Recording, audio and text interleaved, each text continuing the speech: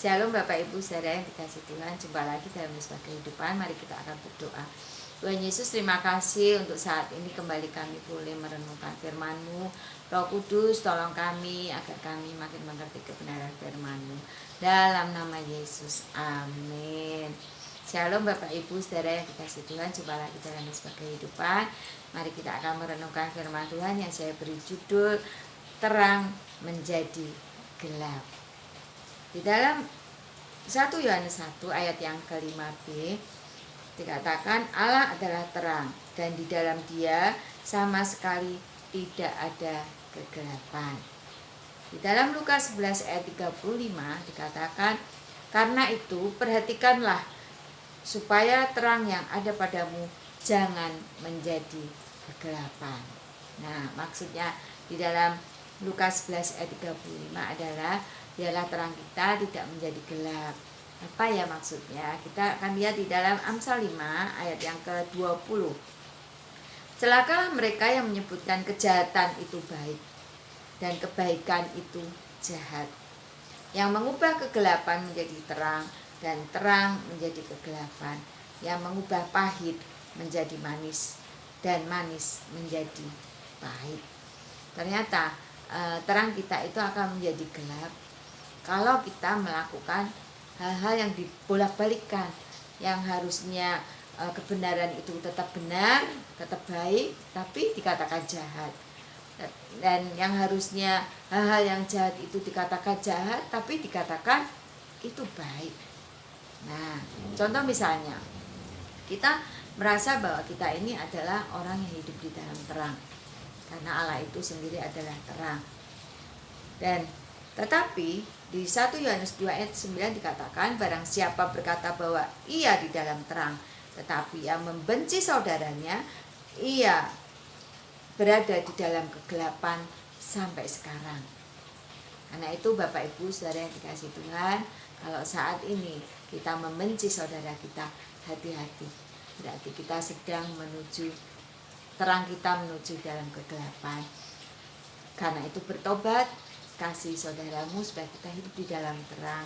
Di dalam ayat 1 Yohanes 2 ayat 10 itu dikatakan, barang siapa mengasihi saudaranya, ia tetap berada di dalam terang, dan di dalam dia tidak ada penyesatan. Ya, jadi kita kalau mengasihi saudaranya, kita hidup di dalam terang. Di dalam Amsal 5 ayat yang ke-21 dikatakan, celakalah mereka yang memandang dirinya bijaksana, yang menganggap dirinya pintar. Jadi setiap kita jangan merasa diri kita itu bijaksana, jangan merasa kita ini pintar. Karena kalau kita merasa diri bijaksana dan pintar, kita adalah orang-orang yang celaka. Dan terang kita akan berubah menjadi kegelapan. Karena itu bertobat, tetap rendah hati, apapun yang kita punyai, apapun yang saat ini kita sedang alami, itu semua kasih karunia dari Tuhan. Kita akan lihat lagi di dalam Amsal 5 ayat 22.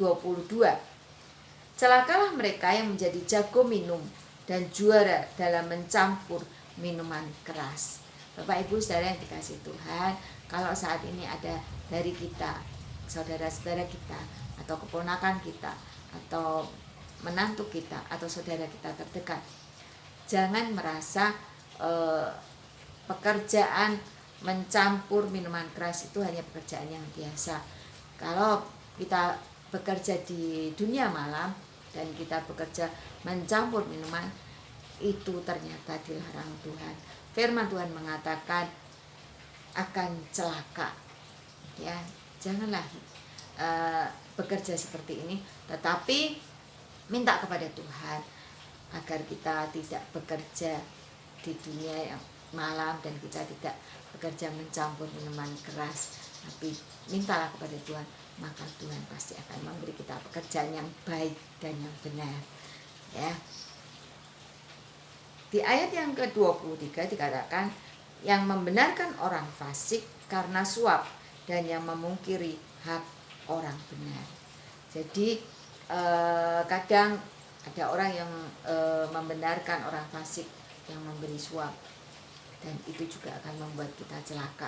terang kita akan menjadi kegelapan.